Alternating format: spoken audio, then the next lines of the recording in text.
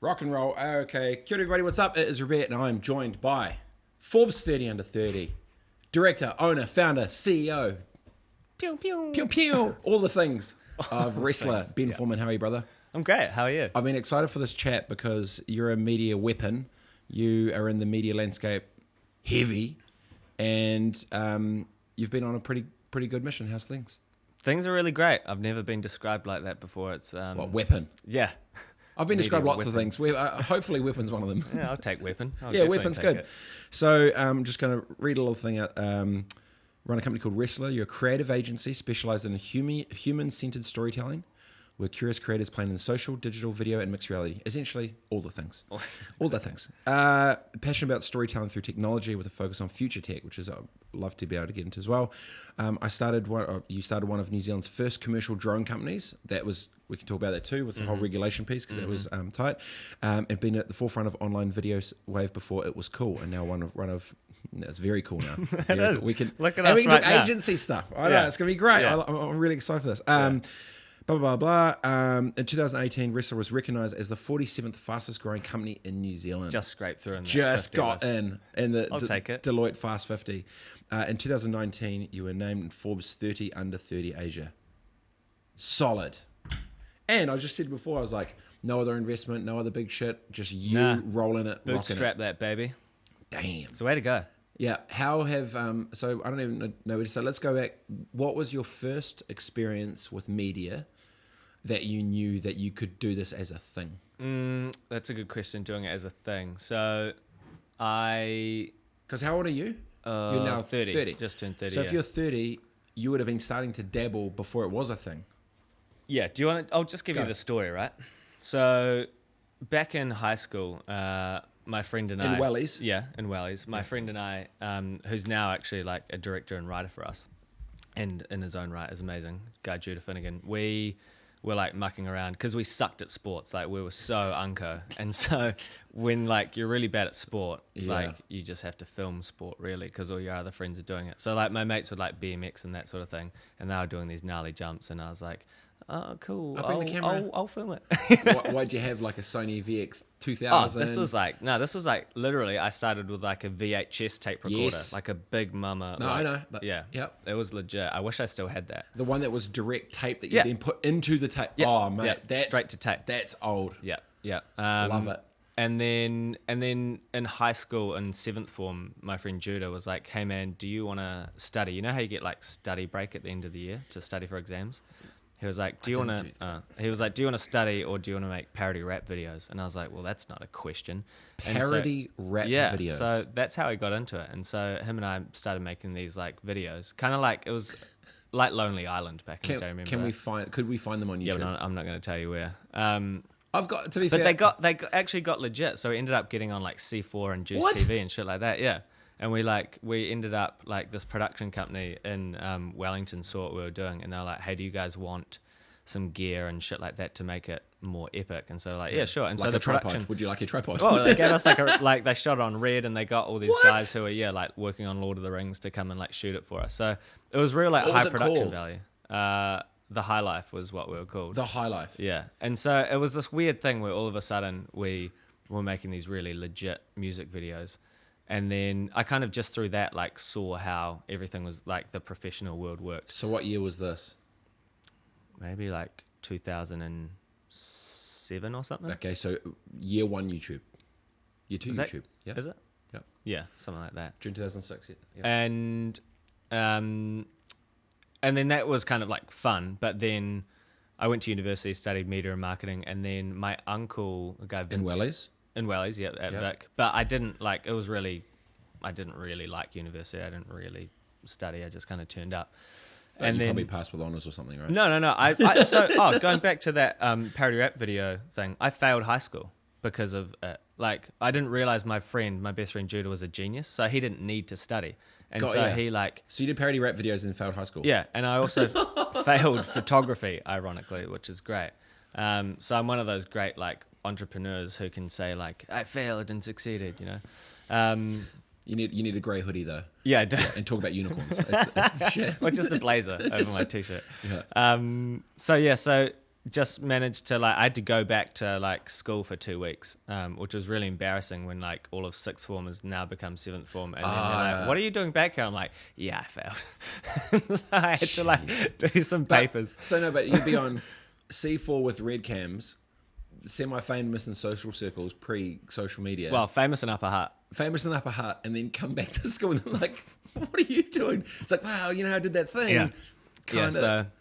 So that happened, and then I was studying media and marketing, but I found that really easy, and I didn't really put much effort into it. And then my uncle Vince Heringer, who started Ideologue magazine. I do know Vince. Yeah, he's a great guy. You should get him on the show. Yeah, but he's got mad banter. Like when I see him, man. he's just like yarns for days. Yes, yeah, it's great.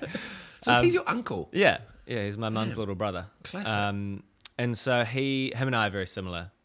He's probably the only person in my whole family, massive like Dutch family, and him and I are like, we're very similar. And he got me up to turn some of his like articles, Ideologue articles, into videos, and then that's when I was like, oh fuck, this is like, it's a thing. this is the thing. So this would have been the future. 2009? 8, I think. 8. Yeah. And so that's when I was like, okay, I'm going to do this. And then So YouTube was at 480p, I think, in 2018. Yeah, it would have been big time, yeah. And so finished university. Then I went and worked on The Hobbit for a little bit. And then my job was pretty interesting. I looked after like international guests and crew and shit. Yeah. And one job that I got given was to be the PA for this guy, Jim Gennard, who was the founder of Red Cameras. And he flew in his private jet, which had a Classic. camouflage map of the world wrapped around it. It was super That's sick. some baller shit. Yeah. And he was this really lovely guy. And I just got to spend the week looking after him. And he like really immediately kind of like cottoned on to the fact I was this like young kind of go-getter. And so he just gave me life advice for like a week. So I just That's spent... epic. Yeah, I just spent... With the founder of Red Cameras. Yeah, who also started Oakley Sunglasses. Yes, and I so know that, yeah. he was worth like $2.5 billion or something. And yeah, I just got this amazing advice. And the best piece of advice he gave me, he was like, if you can learn to block out the false perceptions of even your closest friends and family, then you can achieve whatever you want to achieve. Okay, rewind that. If you can block out the false perception, what does that mean? So effectively... block out the haters. Pretty much. Okay. But even like your closest friends and family, like even like your wife, your like... Yeah. But the thing is, it's false perceptions that you put on yourself. Like you think that they think you can't make it. But if you can like block all of that out and just like focus on you and what you want to achieve, then you can just achieve whatever you want. So, yeah, it's interesting that because the classic story when it's that usually is with youth when they do something like that is it'll be a lack of self-awareness plus ego, and it's a stuff you to the system. I'm gonna do it anyway, my way. I know what's up, which is different to self-confidence and belief because other people can't see down the line. So 2005 in snowboard landscape, and then I knew we're going from dial-up to broadband, blah blah blah. I told 2 people I was going to start my first media company, and they both were like, and these were my 2 closest friends. I told, and they're like, "Bro, you're a flipping idiot. That makes absolutely no sense. Why would you be leaving snowboard? Like, why would you retire? Blah blah blah. The rest of it." And I was like, "No, you don't get it, bro. Like, the future's coming, man." And I like imagine like 19, 20-year-old me trying to like navigate this conversation, but I get that, but what I have seen as well is if you the exact same thing, you just need to make sure like yes, and then just run a filter. Is it young ego arrogance, stuff that I can do it myself, no one else knows what's up, they're pieces of shit, I'm the man, or I have passion and purpose in my vision, and I have so much clarity that they just can't see it yet. Yeah. But so you got that from him. Yeah, I mean, I think I definitely I feel like everybody in their 20s is kind of like more leaning towards that probably, Stuff you egoic love, sort of approach, which is kind of just part of the journey, right? You've got to go along that and work that out. You still stay in touch with them? No, I messaged him the other day on Instagram, just like, Hey bro, I've done good. yeah, and I was like, Thanks for the cameras. I was like, because I finally bought my own red, like recently, Oh, so I messaged him. I was like, hey man, I just want you to know, like, you're part of my journey, like, and thanks for the advice. And now I own a red, and he didn't message me back, but I always just try and reach out to people on Instagram, but sometimes they come back, sometimes they don't. You got to shoot your shot. Yeah. Yeah, okay, classic. Yeah. So, but where was I going with that? So anyway, so You're a Grommy. got that on the same- advice, Yep. and I also didn't like The Hobbit. Like, the big movies are gross. Like, the ego in film is insane. Like, all these Yeah. like levels of hierarchy where it's like, oh, you can't talk to that person because you're Yeah, blah blah yeah, blah. yeah. Like to me, a human is human, right? Yeah. Like, if you're like whoever the fuck you are, a prime minister or Street hood. Yep. exactly, you're a human, so we should be able to just like converse, but that's not what it's like in film. So I was like, I'm out. And I also don't deal with authority well. So Well, if you've done what you've done and you're still solid by yourself, it's very clear you've got a way to do it. yeah. So then I just started doing my thing, and I just started with one little client, and I was also very obsessed with gear, and so I kind of, a motivation for me was always to just buy new kit, and like for me, technology is like, and pairing that with creativity is what gets me really excited. Yeah, I got it. And so I'm always looking at like, what's the latest and greatest, what's the new like stuff out there to just do cooler shit effectively. And that's where like the drone stuff came into it pretty early as well. And then I started my company, was just doing like, mainly corporate type stuff, and then started doing stuff for agencies like Clemengers and Assignment, people like that.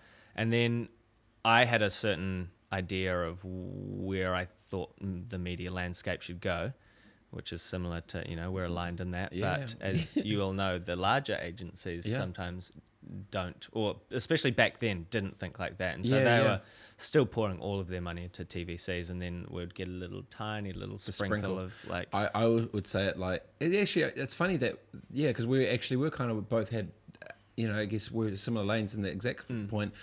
I would say that it felt like digital was the unwanted stepchild that was never really fed. Yeah, totally. And then what I could see was that you don't realize that the unwanted stepchild is actually the next John Olomu. Yeah. And then the whole wave's going to flip and everything's going to go, go that way. And I could see it, probably similar to you, bro, 10 years ago. I was Totally. Like, it was just so clear, right? yeah, it was so clear.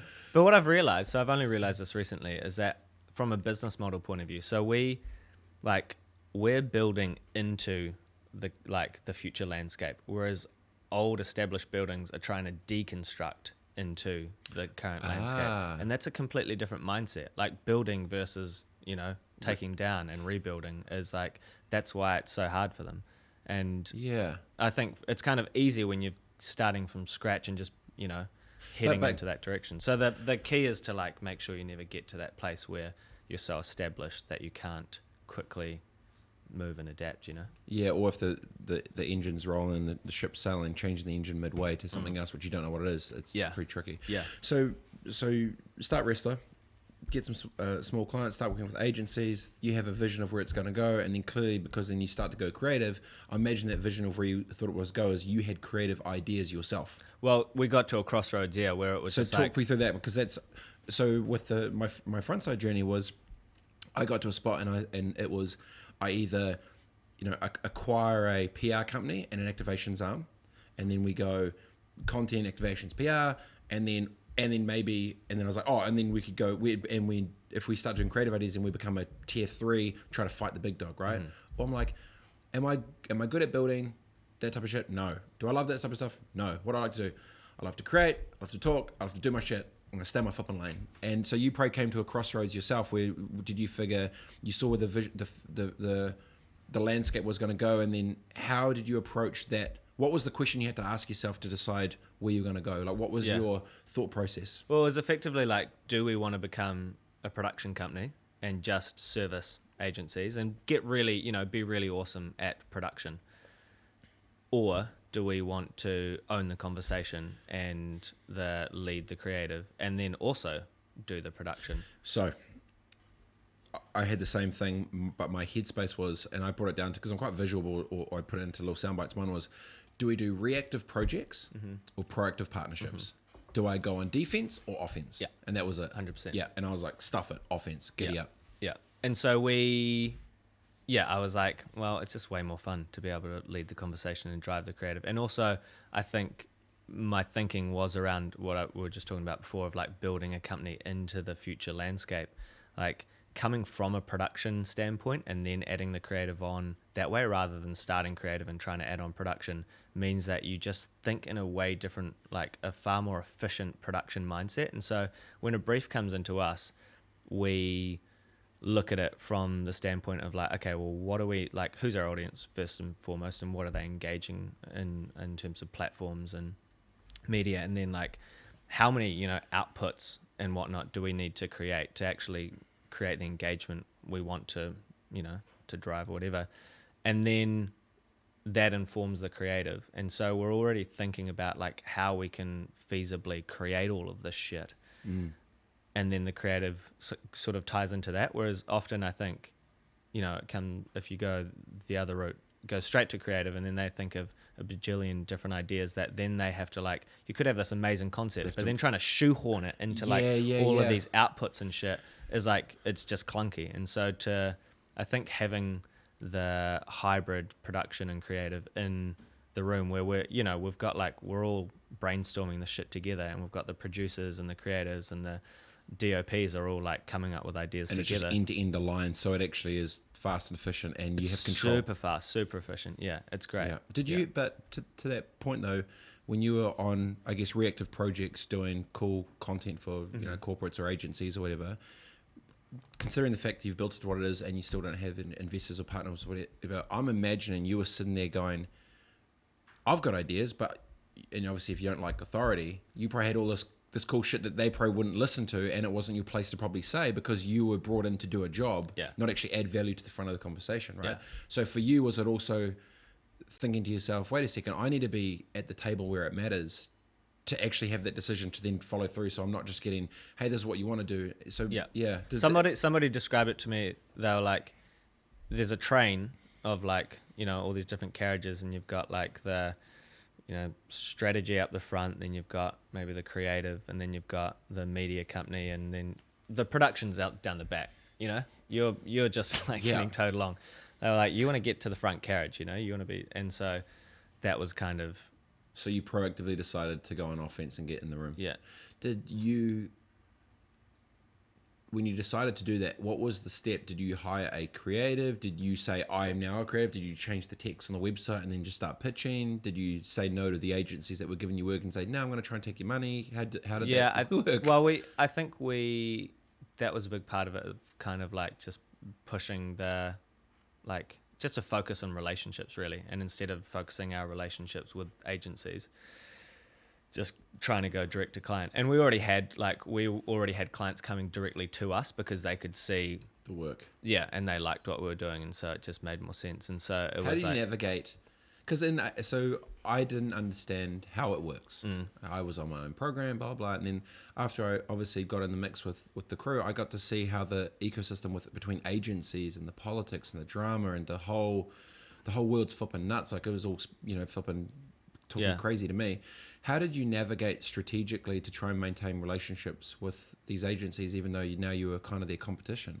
I didn't really. I just I mean, well, to be fair, Wellington is like so small, you know, and like, so my creative, like at the time, Glenn, who was one of my best mates, his wife is Bridget Alkema, who's like the ECD at Clems.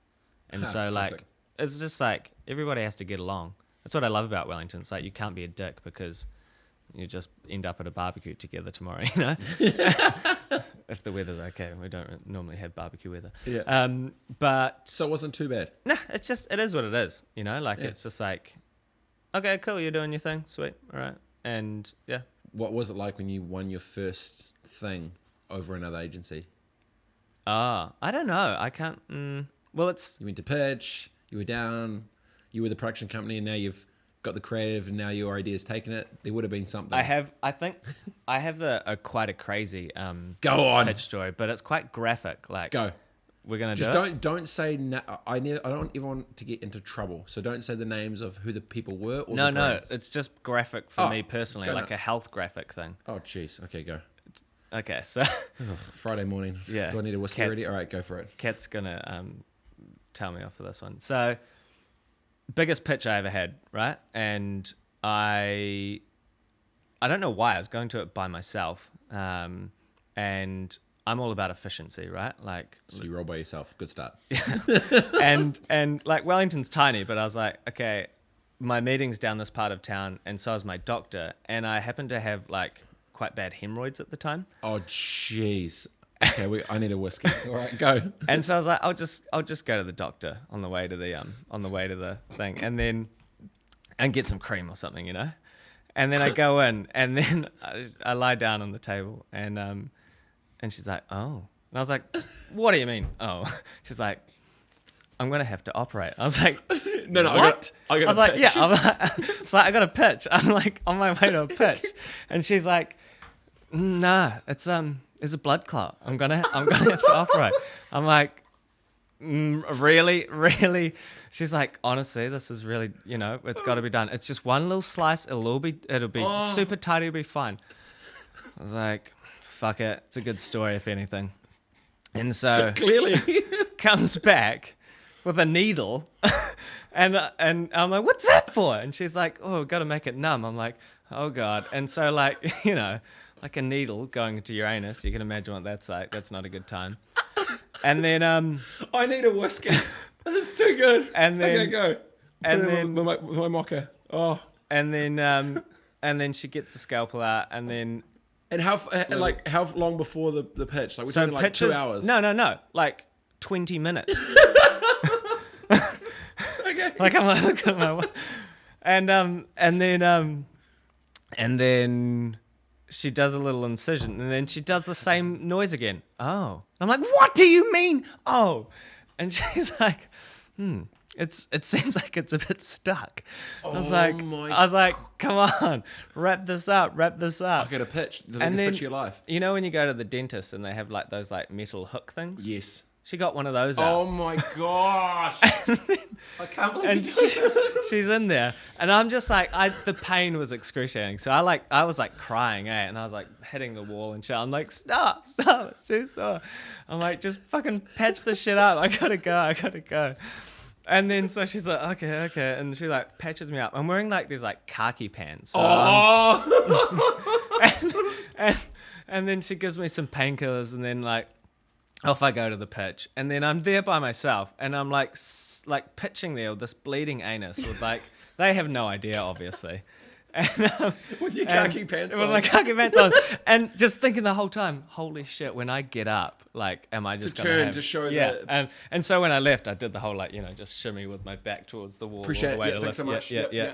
And then I was kind of fine the whole way through. And then as soon as I get in the lift, like adrenaline sort of like wears off, whatever, Yeah. and the pain just like starts throbbing. I like, Did you go back to the doctor? I just went straight home and like hopped in the bath, and then I never normally call my parents, but my dad, he's got like a really bad back, so he has really intense painkillers, and so I like called him. I'm like, hook it up. Dad, I need some drugs. I need the plug. And he was like, oh, I'm about to fly out to Australia. I was like, oh, Dad. And then I ring Kat, and she was at like work, and she has no idea any of this has happened, because I was just, popping down to the doctor for some cream.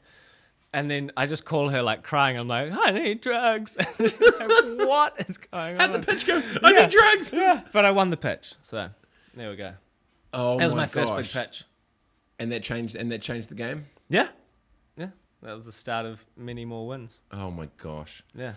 And so in the last, actually, when you started Wrestler to today, has it validated what you knew was right all along?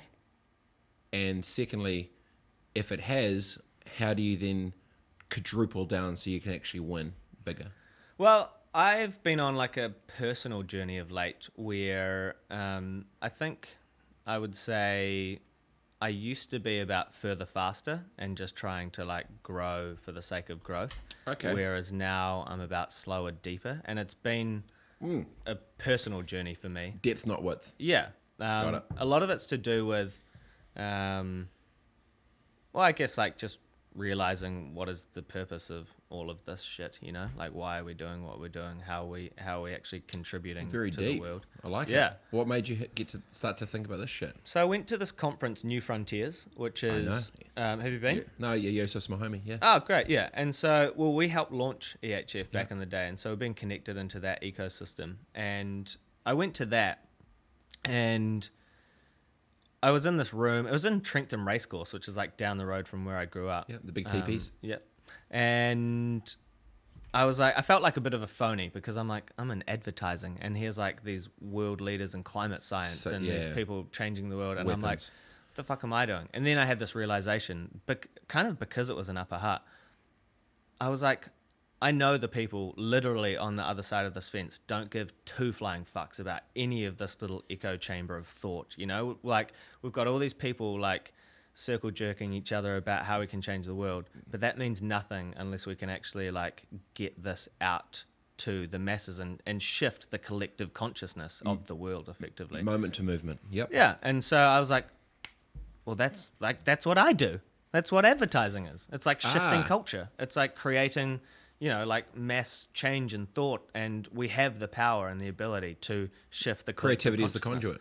conduit. So yeah, and so I was like, oh my goodness, I could actually. It's like the Spider-Man thing, you know, like with great power comes great responsibility. I was like, why don't I use these skills to actually do some good? And so that's been like a journey where, you know, when you can know something, but it's not until you like know it that it actually means something. It's not until you feel it, and like if you don't do that, there's like this feeling of like, you know, like it just doesn't feel right. And so I knew that I wanted to shift Wrestler into that direction, but only recently in the last like year have I truly like actually believed that and have started to do that. And so now our whole ethos at Wrestler is about working with values-based brands who are shifting the collective consciousness forward.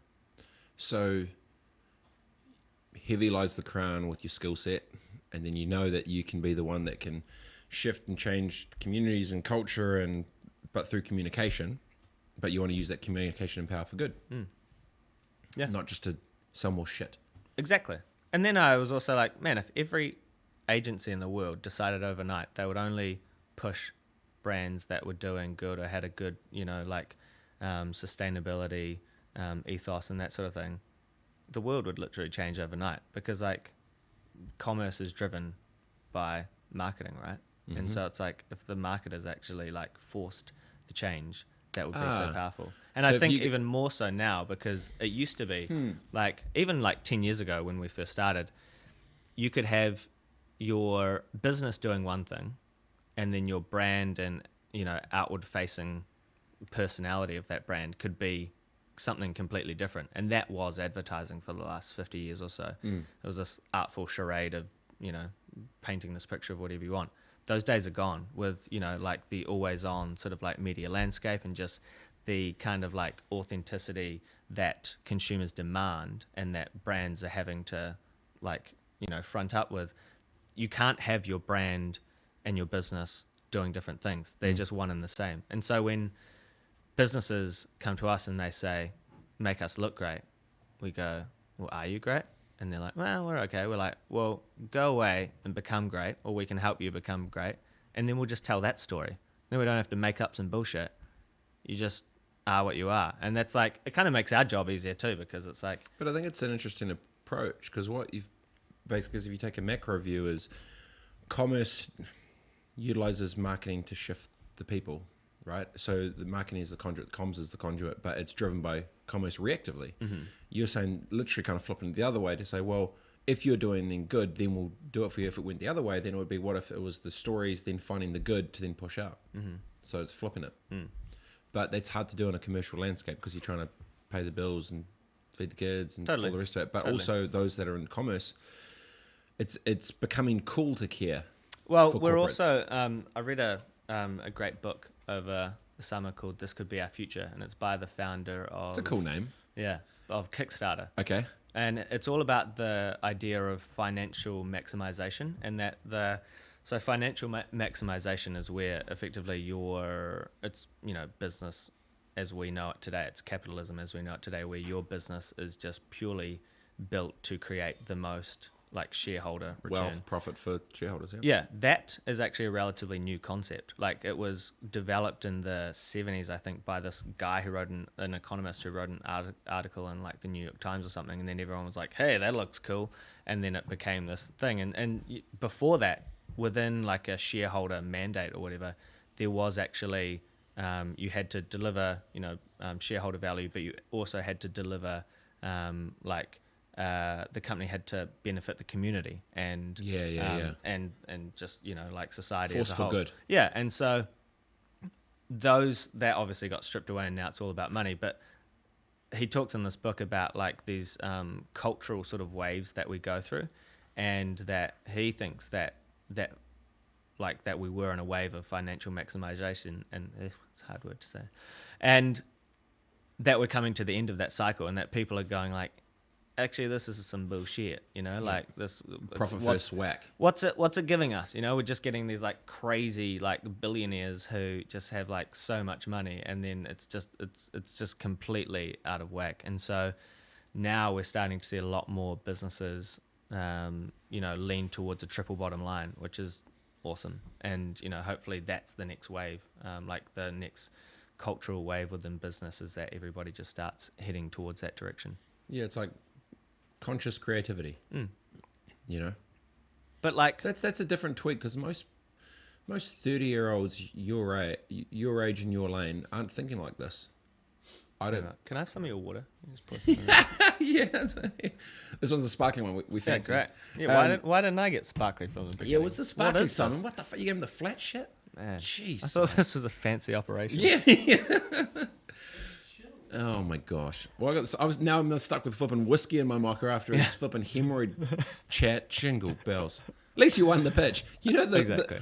Things could have gone the other way. Go back to the for a second. Imagine if you're wearing the khaki pants, you bleed through the pants and then lose the pitch. Yeah, and then everyone in Wellington knows you as the bleeding ass guy.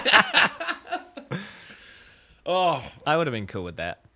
Oh, because I would have won the next pitch, and then the story would have just been like, I lost this pitch because I had a bleeding ass. Yeah, and then I had this great comeback. So there's a story any which way it goes. How do you think of the? Has anyone approached you to buy you yet? A few people like awkwardly talk about like strategic partnerships, but then they don't go any further than that, and you're just like, cool, okay. Let's have another coffee.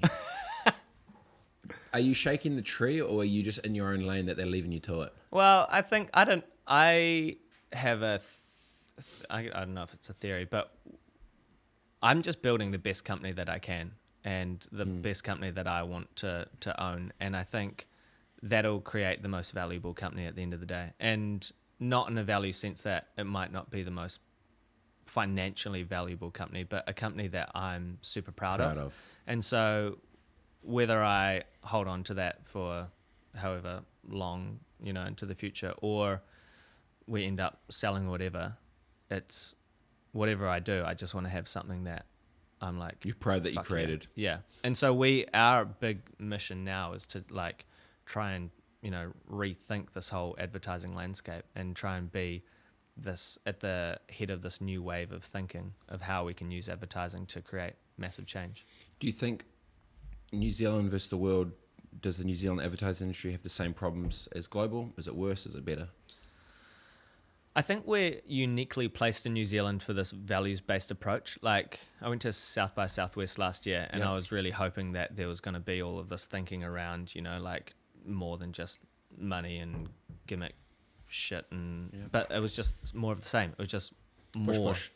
Just more and bigger. And I was really disappointed about that. And I think there wasn't depth. Yeah, and I think New Zealand's uniquely placed for like 3 reasons. One is obviously the kind of like the classic like Kiwi, number 8 wire mentality sort of thing of just like getting out and doing it. Scrappy underdog. Yeah. Create with nothing. Go. Yeah. Yep. The second is I think this is kind of like, I guess, a bigger conversation about leveraging New Zealand's IP, not from the brand of New Zealand, not about like The Hobbit and tourism and grass fields, but around this whole values-based approach in business. So I think the second thing that's really in our favor is like Jacinda as our prime minister, because globally, like, people are just like, oh my god, People froth. you know, Yep. yeah, and it just like creates New Zealand is seen as this like beacon of hope sort of thing. Yeah. And then the third thing that I think is playing a massive role is this resurgence of like Mātauranga Māori and Culture. the integration of what's so ironic, because so many of the aspects of Māori culture are so progressive, you know, like their 100-year business plans and their triple bottom lines, all that shit. It's like, that's the future. It's the new shit. It was always there. It's just like classic. But it's the same thing with entrepreneurship. Culture is now becoming very cool. Yeah, yeah. But it's like, it's not just about being cool. It's right, you know? Yeah. It's like, it's so much more. And they've been there the whole time. Exactly, yeah. And that's the thing. We got caught up in this idea of financial maximization and everyone got distracted and lost in it. But now I think it's kind of like, well, hopefully we're coming out of that and going, actually, that was shallow, you know? Yeah.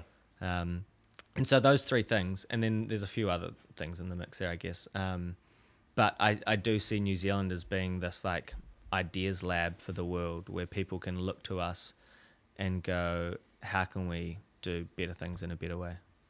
Beacon. Mm. And then in terms of the agency landscape here, do you think marketing's broken here? Do you think marketing's great? What's the biggest thing that Kiwi agencies and the ad world isn't getting right now? I would say, well, it's not actually agencies, it's marketers. Okay. I have a real frustration with marketers because so often they're just marketing to their CEO. And it's like... Yeah. Oh, it's so funny you say it. Yep, go. It's like, Yep. if you were actually trying to engage your audience, you would create something that your audience wants. And so often it's, you know, we're making content for like Gen Z or whatever, and you've got like a 6-year-old white man signing it off and making the calls on what he thinks a 16-year-old Subjective. girl would like or whatever. And it's just like, what the fuck? Yeah. What does he know? Yeah. But I think like we're really lucky at Ressa. All of our clients, and I think this is why we work with the clients we do, are not like that. They're really progressive. They're really like open to being like going in different directions and finding out, you know, like clients will come to us and they won't actually necessarily know what they need to create. It might be a video, it might be a VR experience, it might be AR. That's kind of yeah, exactly. It's just like, what's the like the goal? Don't get precious on the format, get precious on the message. Exactly. Yep. And then how does our audience engage and where are they engaging? And then let's just create something for them. And that's where it's so basic, like audience first, you know, but like people just don't do that for some bizarre reason. So Marketers are playing the wrong game to the wrong person. Yeah. Right game, wrong person. For the most part. Yeah. Oh, unless the game that they're playing is actually about the commerce, not necessarily about the depth. Width, not depth. I actually also have another Who's in your hit list? Go for no, it. no. It's around data. So Ooh, go there. I think we are getting, or like, again, probably marketers are getting too caught up in data. As buzzwords. Well, as just like data is retrospective, right? So it's a great informer of what has been successful, and you can learn so much and gain so much insight out of it. But then if you're gonna create something that stands out, that actually like engages with an audience and creates some form of interest, you have to do what hasn't been done before. And so you have to use that data, and that becomes your starting line. And then you have to take a leap into the unknown and do something creative. That's why that's what creativity is. But I think a lot of people think that data point, that starting line, is actually That's just the the box to product. That's it. And so it's about the balance between data and creativity. Well, it's that. Yeah, it's an interesting way to think of it, because if you populate all that data, that becomes like the retrospective no to the futuristic go. Right, cool. That's how it has been done. But for us to be so, I have this thing around innovation is bravery in action, where you got to feel brave internally first to have the confidence to leap, to go different and further and away from where everyone else is going. Because if you do the same thing as everyone else, it's copy paste. It's not innovation. Exactly. It's copy paste. Exactly. But my point on it was then I was saying, well, it's not actually about external output for individuals. It's actually about internal bravery first, either with the culture in the team or the empowerment from staff or the leadership, whatever, for them to then go and do and create and explore and go. And I guess explore is probably the good one. But yeah, that's an interesting look at that. I've never actually seen it like that, but I can see exactly what you're saying, because if you use that as the pathway of where to go, you're not actually innovating because you're following the path of what data is where it's taking you, instead of being like, oh, I could actually. And I think what often happens is that people aren't looking at like a long-term perspective, because I guess it's a hangover from the kind of like TVC days where you just had these one-off big campaigns. And again, that's not how the media landscape works anymore. No. And so to me, what you want to do as a brand is go, okay, where are we now? Where do we want to be in 6 months to 12 months time? Like set a real clear goal. Is it to drive, higher awareness of a brand? Is it to, sell more of our products? Whatever it is, just like a really clear goal. And then that just, you go, okay, well, what's the narrative that's going to get us there? And then what are all the little touch points of content and storytelling that create that? Yeah, it's really basic. But then like the first, few months of that or whatever, you might create complete shit. Like it might be completely the wrong direction, but at least now you know what the right direction is. Yeah, and you're creating, learn. Exactly, and you're building this knowledge and this kind of like you're feeling it out and iterating and evolving it until you get to your goal. But I think a lot of, I guess, and it's also just the way that businesses are structured around budgets and that sort of thing, that everybody's still kind of working in these isolated, like, okay, we've got this campaign. And so you have to do all of your testing and experimenting and everything just there. Well, that's not going to happen. You just have to like take a, like finger in the air and go. And that's where the data kind of comes into it, I guess. But like it doesn't give you that ability to really like evolve. Do you think the approach of how it has been done is just not working? I just think it's just kind of outdated, really. Do you think TV ads are dead? TVCs? No, I don't think anything dies. This is why everyone thinks in such extremes. It's like when photography came along, were people like, oh no, painting is dead, and then when like film came along, oh no, photography is dead. It's just an evolution. It's just another thing. Like we still read books, all that shit. We still, people still watch TV. I don't think anything's dead. It's just like how does that then just sit within the greater media landscape, like. Yeah, so waiting, maybe really. Who do you think's been overweighted that's still getting budget that probably shouldn't? Where's the underserved area in marketing right now? What do you mean? In terms of like where budget should be going. Because clearly, I mean, by dead means spending money where there's better ROI, better other places, voice, AI, newspaper, mags, events, experience, AR, VR, TV, web, TikTok, flipping. Where's the sweet spot that's popping? Or that isn't being currently served?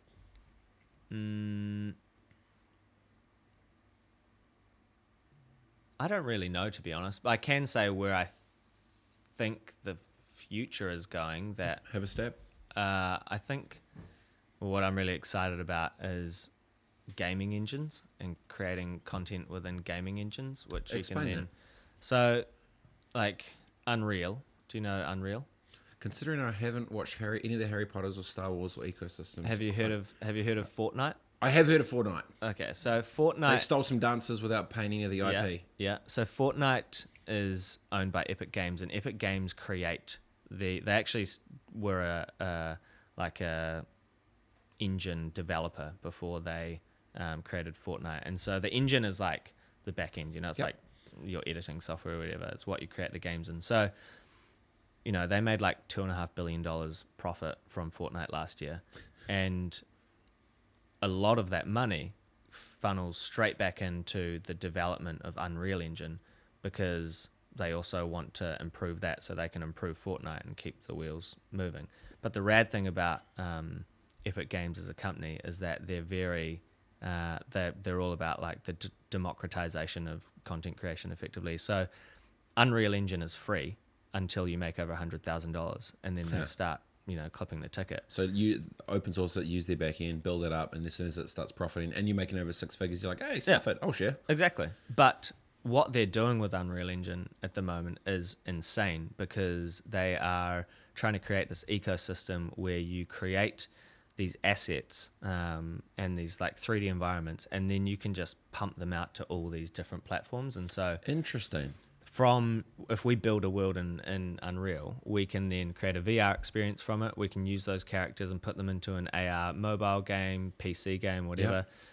We can then Digital create footprint everywhere. 2D content with it, which is super rad. You have your iPad as a camera, and then you're just like using it as in like the virtual environment. So you can just give this iPad to a DOP and be like, shoot this show sort of thing, and you put in your animations and shit like that Virtually. and then just virtually in that, and then you can take that a step further, and you can put the like actors. So we've got like a mocap suit in our studio, and then you can put an actor into VR In real so time. they think in real time, so they think that, or they feel like they're in the scene, and then you give your director that virtual camera. Jeez. And it's all just happening in real time, and so you're just creating like this insane animation like world stuff. Real-time virtual world of humans integrated into the back engine, while you've got then a real-time director crafting a virtual scene. It's buzzy. It's called meta. So this is how they filmed a lot of the Mandalorian, the new you don't watch Star Wars, the new Star Wars series, where they have all these I went to Disneyland. I went on the ride. Didn't know what it was. Okay. It was pretty. There's a 4-hour wait. But it was pretty mean. So they have these things like virtual sets, and so instead of green screens now, they actually project what they want in the background. Okay. And then as the camera moves and shit, it's got sensors on it, and so it dynamically moves the background shifts with it. it, So that's where I see the future of like where media is going, is that like build once, output massively. And It's a platform play, and then brands play within it. yeah. So you see a potential advertising platform play for a product like that. Well, totally, because it's the efficiencies are insane, and so it's like and you can have so many different touch points out of one product effectively. I get that. It's taking the gaming software into the real world through marketing, but then if you own the platform play and then you clip a ticket on a freemium based thing, everyone plays in your landscape, and then the learnings from it, you own the data, it's game on. Yeah, it's rad. You sell that shit for $1 billion to Disney. Well, the thing is, it's all free. That's the crazy thing. It's like there's nothing to sell, because Epic's already just created the whole like ecosystem for you to do it. That's some really good thinking, man. Oh, that's I guess I don't know if we were recording when we were talking about it. Like, No, we that's didn't. what Not I'm that bit. passionate about is just like, what's the latest in technology, and then how does that fit into how can we do some cool creative shit with it? Like, I'm just at the end of the day, I'm just a nerd, That sucked at sports Beep boop beep boop. with bleeding bums at the pitches. Exactly. But now you got a red, so shit's okay legit. at BMX. I was okay at BMX. So I could do real good no footers. So where to from here? I guess like as part of that cross-platform studio approach, we are applying that to our own original IP now as well. And so, I was gonna say, like, are you gonna do like a sidecar JV with some flipping VC crew to create a? Yep. yeah. So Good guess. Go for it. yeah, so pretty much that. Start creating our own shit, and then own the IP, and make build a rad world effectively, Shit, that's exciting. It's really exciting. And then the cool thing about the ecosystem at Wrestler is that like we can then kind of like cross-pollinate. Like, we just built this amazing studio down in Wellington, and part of it is it's like a lot more than we need, but the whole idea was that we had these spaces where people could come and create Love it. Just do rad shit. And so like, the other week we had like Jermaine Clement and Paul, who's their writers from Wellington Paranormal, just in there like writing and shit like that. And so to just have rad people like that hanging out in the space just creates that cool, like that vibe. And so we've got like our sort of like agency peeps, we've got our like original content peeps, and then we've got our just industry people all cross-pollinating, and they all kind of like swap in between the work, and the commercial stuff kind of helps pay for rent and shit when the creatives are trying to get their projects off the ground and that sort of thing. Services pay for the intangible. Exactly. Yep. And then they bring all of their amazing creative ideas and inspiration into the commercial work, and it all just feeds each other. So Well, that model is exactly what there's a lady called Emily, who was employee number 1 at Beats by Dre that Jimmy Iovine hired, and I met her in Sydney, and she was basically talking about the new model of agency, and essentially she saw this the trifecta of, instead of creatives in the corner there and suits blah blah, she's like, you need 3 people: a technologist, a creative, and a commercial. That's it. yeah, And then when they're in the room together, the whole thing circles around, and then you layer in the new tech with the good creative idea, with the thing to make it commercial. That's it. So it's not 2, it's 3, and it's not siloed, it's together. Yeah. And it was very simple. yeah. That's pretty much exactly what we do, but then with probably a 4th prong of values. Yes. Or maybe that sits in the circle and halo of Exactly. of care. Yeah, yeah, Conscience. Creative conscious. yeah. Very cool, dude. Not shit. Pretty flippin' rad. Thanks. Good on you, man. If people want to check out your shit, where can they go? What can they do? Wrestler.nz. Pretty active on Instagram. It's just called Wrestlergram, and it's just mainly me posting food photos. Oh, really? And, yeah, and I have a very cute small child, so she features, and then a lot of just silly things, really. And then our website, wrestler.nz. And, well, that's about it, really. Facebook. Who goes on Facebook these days? So odd. TikTok's the new shit. They appreciate your time, man. Congrats on your Sweet, shit, bro. Flipping absolutely mega. Thank you. Been really awesome talking tech, media, agency, and all the rest of it. That engine thing, it's got some flipping legs. Enjoy the day, everyone. It's 9 o'clock. I've already had a whiskey thanks to this great story. Jeez. Peace.